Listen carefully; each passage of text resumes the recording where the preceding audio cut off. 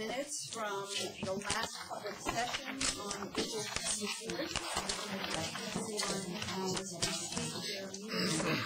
The minutes are on tab A. Are there any comments?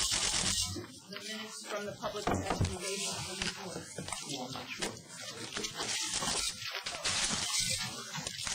Oh. Is there a second? I'll second. All in favor of approving the minutes? Aye. Any opposed? Could I just have a moment? Remember what I marked.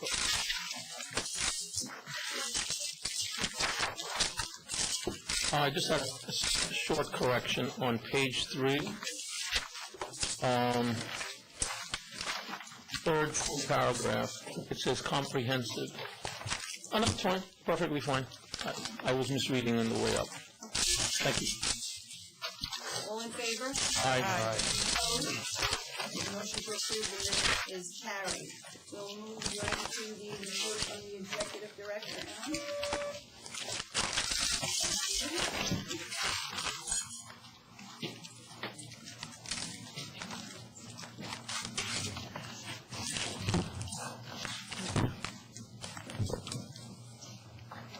On the office plan update is we have proceeded with the consolidation that we had planned, and it is going to be finalized by the end of the week, which is on schedule, and it's proceeded with minimal disruption.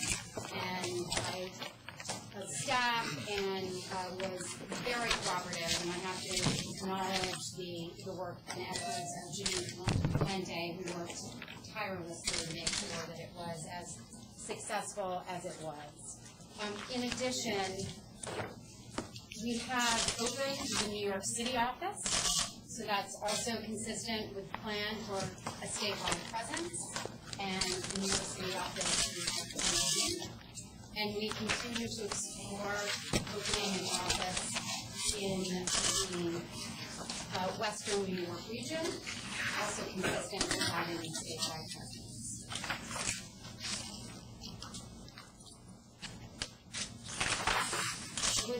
Any questions before you move to Yes. any questions before you move to report on the office plan? Congratulations. I also wanted to give an update with respect to the new disclosure requirements that we've discussed before.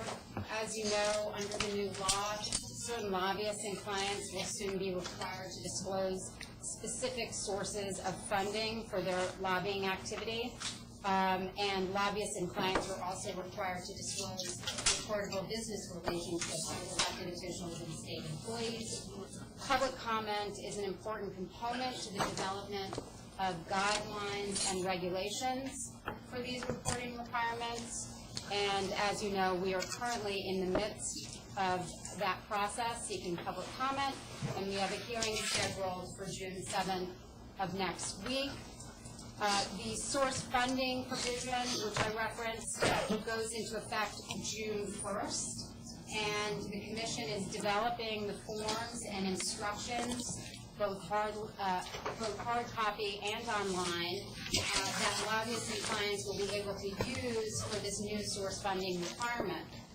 Because these forms and instructions will necessarily track the regulations that we ultimately develop, they will not be available until the relevant regulations are enacted. That said, we will be asking lobbyists and clients to carefully maintain their internal records so that they will be able to meet the new disclosure requirements once the regulations have been promulgated by the Commission. Okay. Anything on the public hearing update?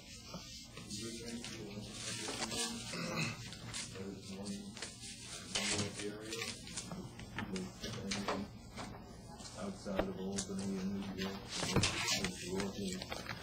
available. You think that's a good idea? Certainly that's something that is doable. Absolutely. Absolutely.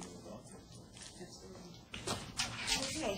Report from the Executive Committee. Commissioner Horwitz.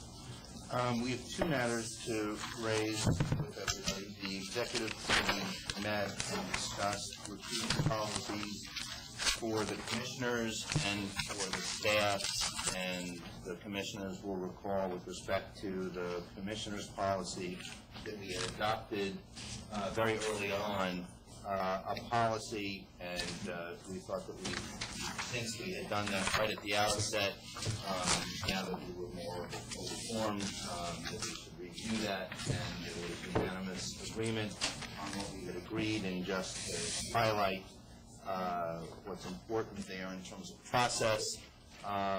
It's important for commissioners to determine in advance of any meeting whether they have a conflict, so that the meeting can proceed in an orderly fashion, and that if they do have a conflict, the process that we've agreed on is that they notify the We also considered a policy for recusal policy for our staff, which we did not have in place, and we unanimously agreed on the policy that we provided to you, which again procedurally requires notification of a conflict to the ethics officer or to the executive director, or if in the event that the executive director has a conflict, that the executive director disclose that conflict to the chair, who will then assume the responsibility for the executive director.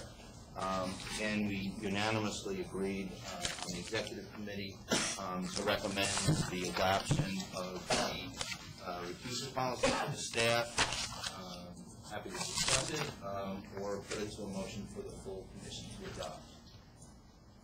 Before we get to a motion, could we have some discussion on it? Because I have some questions. Absolutely. May I go first? Absolutely. But before I do, Madam Chair, I just want to congratulate you for your award you got last night from Respectful Law. Well deserved. I have a series of questions on the code of conduct for members of the commission, and I think those questions will be kind of get subsumed for the staff as well. Going to the conflict of interest provisions, the third paragraph under that header. You talking staff? No, commission members. I'm a little concerned about whether the language may be perhaps a little overbroad. And I'm basically concerned about the last phrase of the third paragraph, which is, or matters before any adjudicative body. And this is about no member can be involved doing anything, make sure the appearances are fine, do anything that's against the interests of the commission in relation to any case, proceeding, application, or matter before any adjudicative body. What does that mean?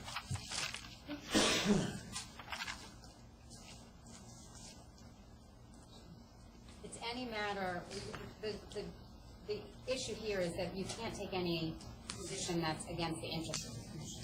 That's the real, that's what qualifies all of this, in any form, whether it's a court or an administrative body. But to be clear, this is the policy that has already been adopted by the commission. Sure, but when we adopted it back in December, it was just so that something, and it was with the understanding that we would fine-tune as we went along. So my concern here is rules are for hypotheticals, and what if one member of the commission or more disagreed on a matter of law and sought a declaratory judgment against the position taken by the commission? This seems to suggest you can't do that. If that's correct, I think it's overbroad and inappropriate. So I think that should be limited to so that the actual work of the commission is not in any way devalued, but if there's a policy disagreement as to law or its interpretation, I don't think that's a majority rule issue. I think that's a matter of statutory interpretation. So I don't think being a member of the commission means you give up the right to have a proper interpretation of law come down. But I'll continue.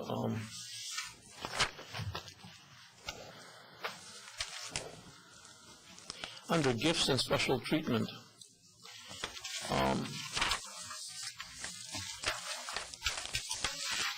and there are two paragraphs, one for gift and second for special treatment. The first paragraph, which deals with gifts, I'm concerned about the use of the word any gift. What does that mean? Does that mean a cup of coffee? Does that mean if you go to a restaurant that whether you frequent it or not, and the maitre d' comes over and says you got drinks on the house? Does that mean that you just received a gift that's in violation of these rules? Are you moving to reopen this, or are you asking for, I'm not following. This is a policy that has been adopted already. If you... Right. But when we adopted it at that time... Are you asking to re-examine this? Absolutely. That's how it was... Okay. You voted on to reconsider it. I have no problem proceeding in that form, particularly when we adopted the baseline. It was with the idea that we needed something moving forward, and then we'll make our appropriate guidelines. So if you wish a motion, Well, I'm not encouraging you. I'm trying to figure out where you're going. I just think that there may be some fine tuning necessary, and I'm concerned about the any gift. So perhaps you could take that up in committee and study this and involve you in that process, and if you would like to make a motion for our next meeting, you could do that. Okay.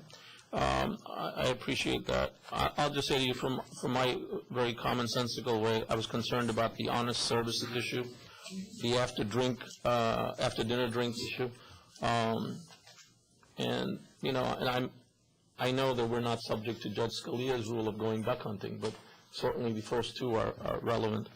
I'm a little confused about the special treatment under the same category. So I guess the way to procedurally do this is maybe we table this for internal discussion within the committee and bring it back. I would suggest that you go through it, you list all of your concerns, we'll study the issue, and we can revisit it if you think that's appropriate in a future time. I think that would be great if we're tabling its adoption now. If we're adopting it now... This policy was voted on at one of our very first meetings. The December It is our 20-something. policy. So what I'm suggesting to you is if you would like to put together your thoughts and concerns, we will take them up in committee, and then we can discuss them fully after everyone has occasion to think about them at our next meeting. Okay. That's fine.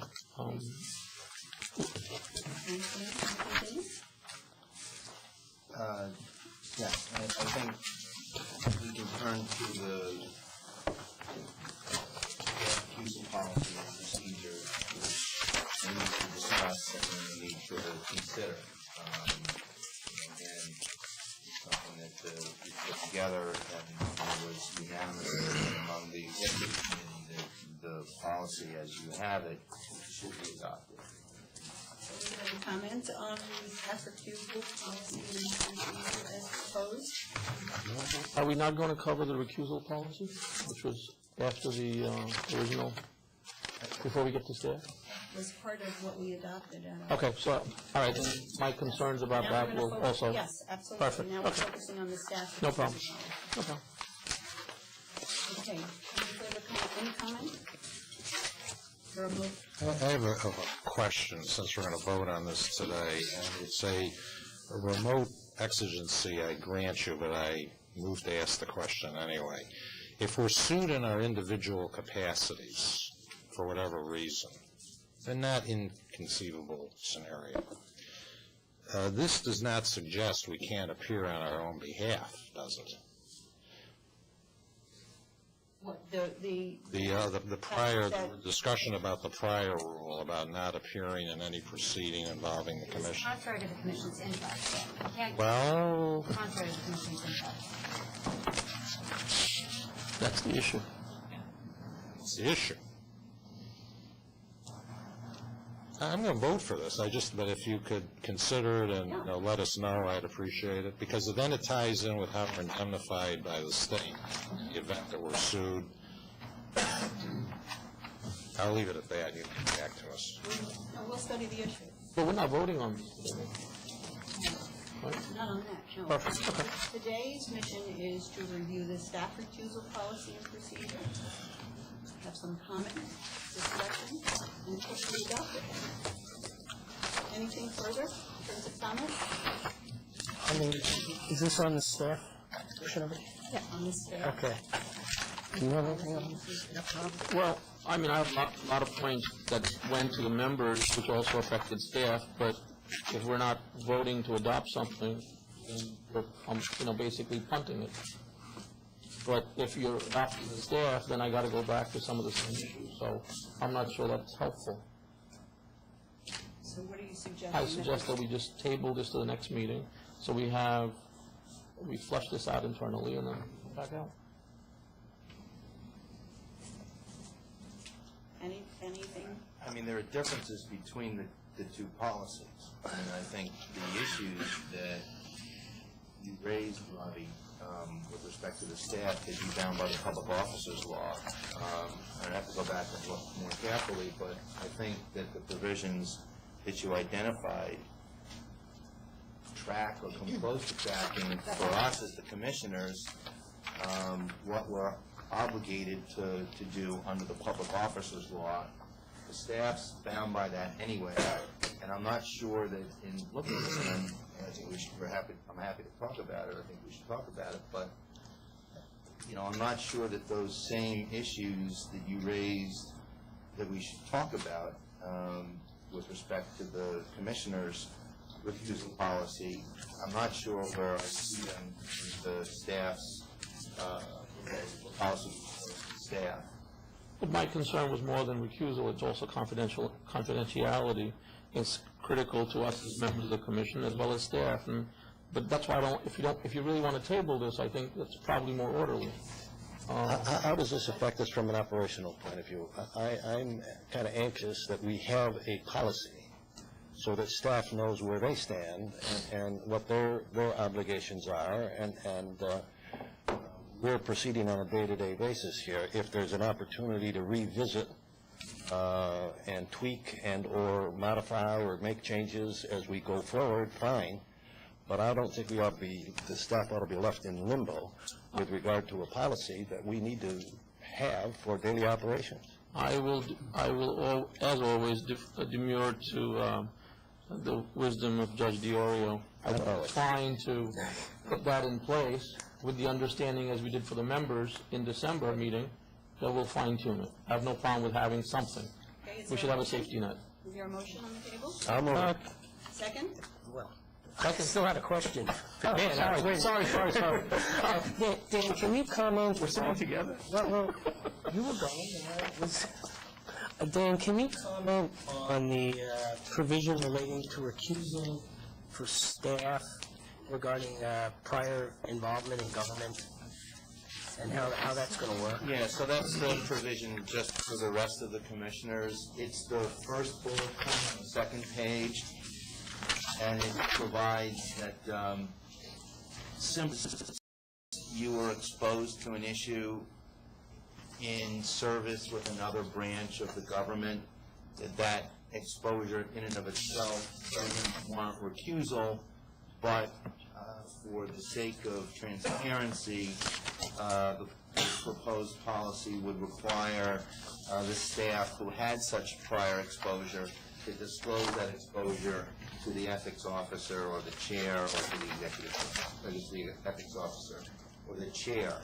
I think it was the view of the executive committee that it is not uncommon for public servants to move from one agency to the other in their public service, and that the kinds of conflicts that present themselves when one moves from the government to the private sector, or vice versa, which are typically couched in terms of, often in terms of, financial interest, are not present with respect to movement from one branch of the government to the other. And then again, it's not uncommon for public servants to move from the executive branch to the Attorney General's office, the Attorney General's office to the executive branch, from a local prosecutor to the SEC to a prosecutor's office, and that in all of those circumstances, your exposure to an issue is not dispositive in terms of a conflict. So we thought as a group that that's the policy that we should have for our own staff. And because we know that we had some discussion about this issue, we thought that the proper thing to do is that in the circumstance where a staff member has had exposure to a particular issue, that there should be disclosure to the chair so that there's transparency between the staff and the commission on that issue. Question. The lawyers who are on the staff, they're also bound by the rules of professional conduct, which have specific rules regarding both government service and Congress in general. So my question was whether you thought about including that, including reference to the Code of Professional Conduct in this conflict policy as well. I don't want to muck things up, but I think I think it's presumptively All right. included. Obviously, we're not about to, rewrite the code of conduct for government lawyers. And in the same way, when we were talking earlier about, our own obligations under the public ethics law, in no way are we walking away from that with our recusal policy, and we're not walking away from ethical obligations under the disciplinary laws. Dan, I just want to follow up on George. I just want to follow up on your point, could I? Yeah, go Before I lose it. Okay. I think that the point that George just raised, which says that there should be disclosure at a minimum, or questioning the recusal trigger, I think I have 2 points. One, that we have a much looser definition for staff recusal and a much more constrictive one for members of the commission. For example, here, even if a person is in a leadership role, whatever that means, of even a charity, that could trigger under the current members' code of conduct. I would suggest at a bare minimum that we amend the current, again, as a safety net, that the disclosure that, Dan, you were talking about, and by the way, BCL 713, Section 713, is something I really wish applied to both members and staff, because I think it makes wonderful statutory sense. That the disclosure not just be to the ethics officer and the chair, but to be to the ethics officer, chair, and the commission. I don't think the disclosure is only to an internal staff member or the chair of the commission. It should be to the entire commission. Because, the greater the redundancy we put in, the better it will be. So I would move to amend that before it's adopted. I don't see an issue with that. Okay. Okay. Is there a motion? Did you, I'm sorry. No. George, get in there. No. I think we're getting to where my concern was. Okay. Which is, I agree that I don't believe there's a traditional conflict. Government lawyer moving from one agency to another. It's as much an appearance question that we as a commission should be fleshing out. I think in the long run, to protect our independence. So. Yeah, I think, I'm not sure what you mean by appearance, but I think that in terms of, confidence in the staff and what background and experience that they bring to their work at the commission, I think like anybody who moves from one branch of the government to another, obviously you take advantage of that. On the other hand, we're all here and we sit on top of the staff, and we make the decisions. We're the ones who vote on investigations, and we make the decisions about whether we can go forward. And so in that regard, I think that the way that we operate, we have built in checks and balances over what the staff can do. And so to the extent that there's a concern about somebody bringing a body of knowledge from one branch of the government here, and if there's an appearance issue, again, it's really the commissioners as a body who make the decision. So I'm That's why I like Robbie's suggestion.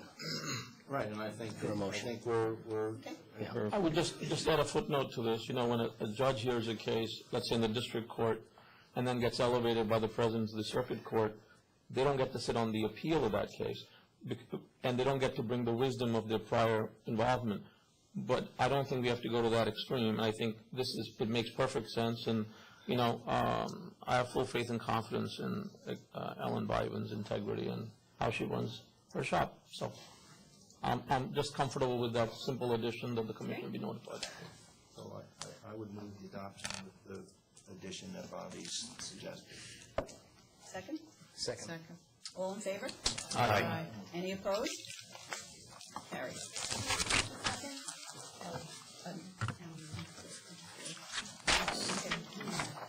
Moving on. Do you have a business? Is there a motion to enter into executive session? So moved. Thank you. Second? Second. All in favor? Aye. Any opposed?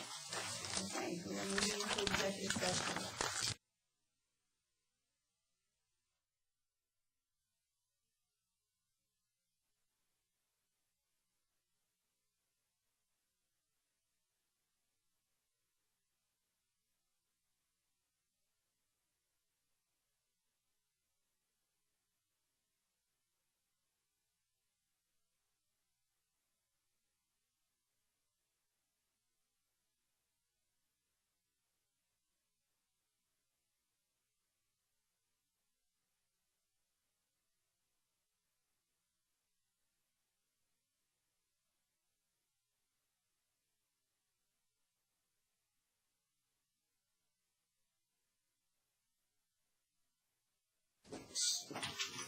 Excellent, thank you very much. We are now back in the public session of our meeting.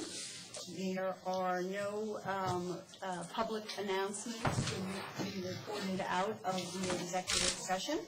Thank you all for your work. Do I have a motion to adjourn this meeting? Is there a second? All in favor? Aye. Any opposed? We are adjourned to Tuesday, June 26th. Thank you all. Thank you. Thank you.